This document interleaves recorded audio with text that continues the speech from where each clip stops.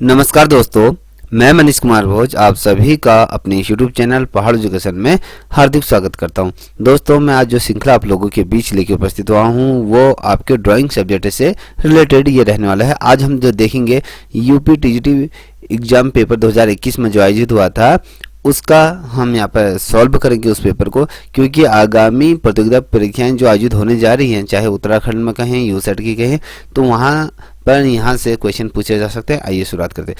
देखिए, पहला ही प्रश्न आप अपने स्क्रीन पर देख पा रहे होगा, द पहाड़ी मिनिएचर पेंटिंग के लेखक कौन है। देखिए, यहाँ पर 4 ऑप्शन दिए हैं, तो मेरे ऑप्शन देने से पूर्व आप इसे बता दीजिए। देखिए, आनंद कुमार स्वामी, कार्ल खंडेलवाल है या हैरी मूर है या हेनरी मूर है या टेल्सा कैमरीज।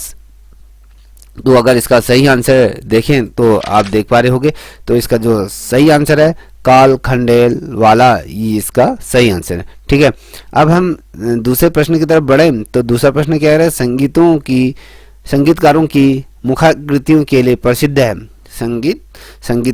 जो संगीतकार होते हैं उनकी मुखाकृतियों के लिए क्या प्रसिद्ध है, कौन प्रसिद्ध है, इसके लिए ये बताना है। ठीक है, आप देख पा रहे हैं यहाँ पर डीबी राय चौधरी है या शंखो चौधरी है या हरिनम राय चौधरी है या सबरी राय चौधरी। तो इसमें से कौन सही है ये आप बताइए। अगर इसका सही आंसर देखें तो आप ये देख पा रहे होगा, ये सबरी राय चौधरी इसका क्या है, सही आंसर है। ठीक है, अब देखते हैं तीसरे नंबर का प्रश्न। आप देख पा रहे होंगे तीसरे नंबर का क्या कह रहे हैं, निम्न में से बाबरनामा की सचित्र प्रतियां किसने तैयार करवाई। देखिए, बाबरनामा से संबंधित जो चित्र थे, वो सचित्र जो बनवाए, वो किसके द्वारा इसको तैयार करवाया गया था, ये बताइए, आपको बताना है। देखिए, शाहजहां द्वारा किया गया था या जहांगीर द्वारा किया गया था या अकबर द्वारा किया गया था या औरंगजेब। तो इसका जो सही आंसर है आप देख पा रहे होंगे, अकबर द्वारा इसकी क्या की गई थी, जो सचित्र ये प्रतियां इसके द्वारा तैयार की गई थी। किसके द्वारा, अकबर के द्वारा ये तैयार की गई थी। ठीक है, अब देखिए, हास्य बनाकर चित्रण करना किस शैली का ये प्रभाव ये है। देखिए, हास्य, ठीक है, हास्य अगर आपने नहीं देखा तो किसी चित्र को बनाते हैं तो उसको पकड़ने वाला जो क्षेत्र होता है उसे हास्य के रूप में हम जानते हैं। तो ये किस शैली का प्रभाव इसमें दिखाई देता है, हास्य बनाकर चित्रण करना किस शैली का प्रभाव है। तो ये राजपूत शैली का है या फारसी शैली का है या जैन शैली का, या इनमें से कोई नहीं। तो आइए देखते हैं इसका सही आंसर क्या है।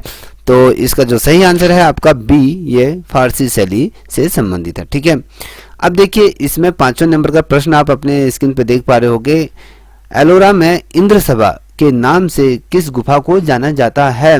कौन सी गुफा संख्या है जो इंद्र सभा के नाम से विख्यात है, विश्वविख्यात। ये इंद्र सभा आप सब अगर आपने पढ़ा होगा तो जो इंद्र गुफा है वो विश्वविख्यात है। ठीक है, जो एलोरा का जो मंदिर है उसमें आपको देखने को मिलेगा। देखिए, गुफा नंबर 13 है या 14 है या आपके 32 है या 33 है। तो इसका जो सही आंसर है वो आपका सी। कहने का मतलब है कि 32 नंबर की जो गुफा है वो इंद्र सभा को समर्पित ये गुफा है। ठीक है, 4 नंबर का प्रश्न है, फिलिपो टोमासो मेरिनेटी कौन था, ये आपको बताना है।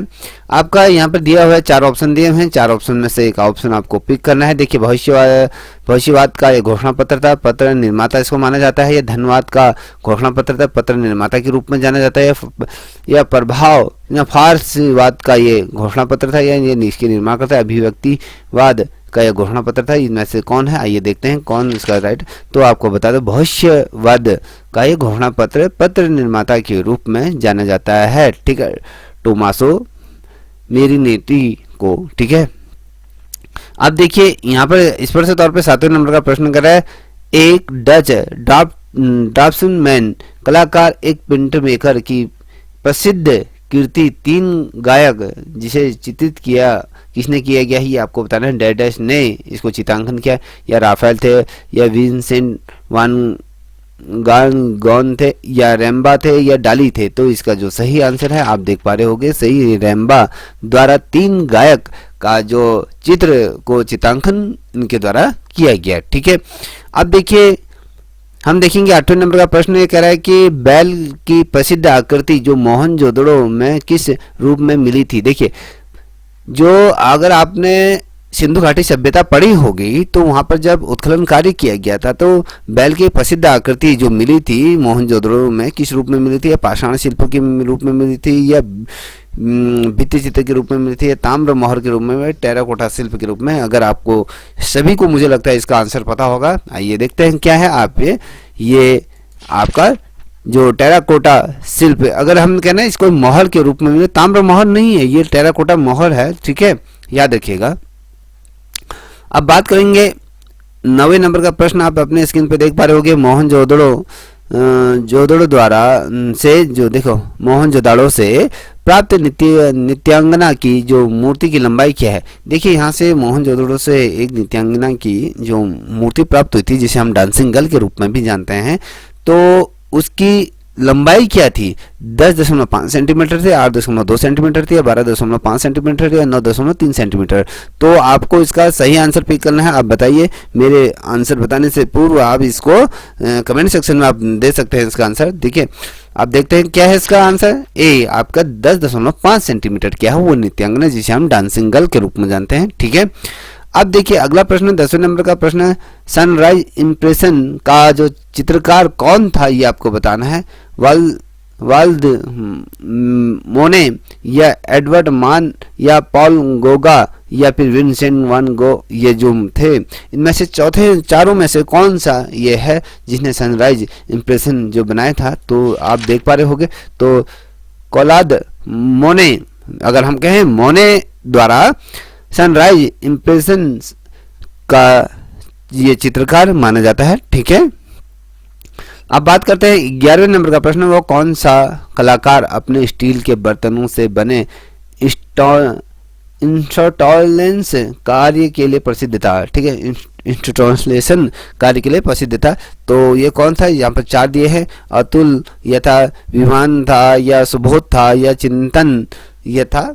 तो इनमें से चारों में से कौन था ये आपको बताना है। देखिए जो स्टील के बर्तनों के लिए विख्यात था, तो इसका जो था सुबोध गुप्ता ये थे, ठीक है। अब देख पा रहे होंगे 12वें नंबर का प्रश्न, इनमें से किस चित्रकार का ओलोग्राफ से संबंधित है, ठीक है। ओलियोग्राफ से ये संबंध माना जाता है। राजा रवि वर्मा, या नंदलाल बोस, या रविन्द्रनाथ टैगोर, या नागेश, ठीक है। अब इनमें से सही आंसर आपको बताना है, तो क्या रहेगा इसका सही आंसर? आप देख पा रहे होंगे, ये इसका राजा रवि वर्मा को माना जाए।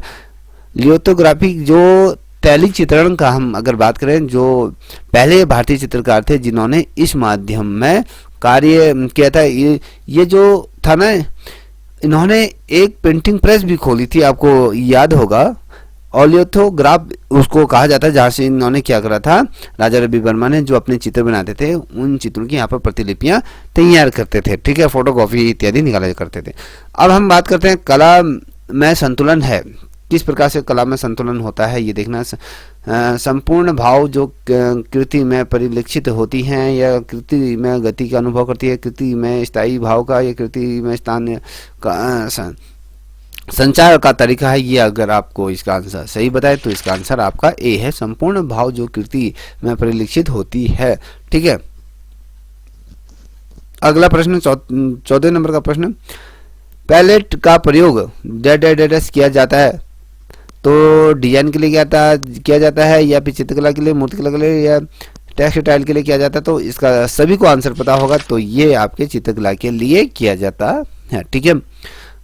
Government school of art Calcutta की स्थापना किस वर्ष से हुई थी ये आपको बताना है, ठीक है। गवर्नमेंट स्कूल ऑफ आर्ट जो कलकत्ता में है, इसकी स्थापना कब हुई थी? 1864 में, 1872 में, 1859 में, 1870 में। तो इसका जो सही आंसर है आप देख पा रहे होंगे 1864 में कलकत्ता स्कूल की जो गवर्नमेंट स्कूल ऑफ आर्ट की स्थापना कब हुई थी? 1864 में ये हुई थी, ठीक है। अगला क्वेश्चन आप देख पा रहे होंगे, मेघदूत चित्र श्रृंखला का चित्रकार किसे माना जाता है? सुधीर है, हर है, या मदन लाल है, या नित्यानंद, किसे माना जाता है? तो आप इसका सही आंसर दीजिए। अगर देखें तो इसका जो सही आंसर है आपका बी, हर लाल मेड़, इनको माना जाता है, इनके द्वारा मेघदूत का चित्रांकन किया गया था। चित्र श्रृंखला इसके चित्रकार ये माने जाते हैं, ठीक है।